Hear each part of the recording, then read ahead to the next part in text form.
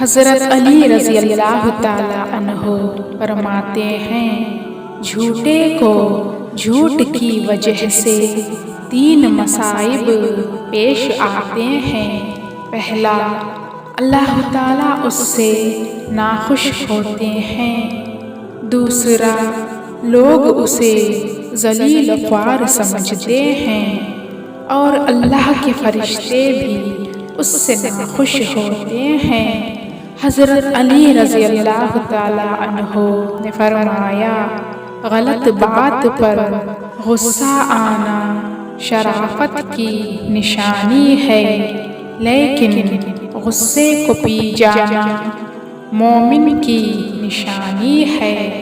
حضرت علی رضی اللہ تعالیٰ عنہ نے فرمایا، اخلاق کا اچھا ہونا خدا سے محبت کی دلیل ہے۔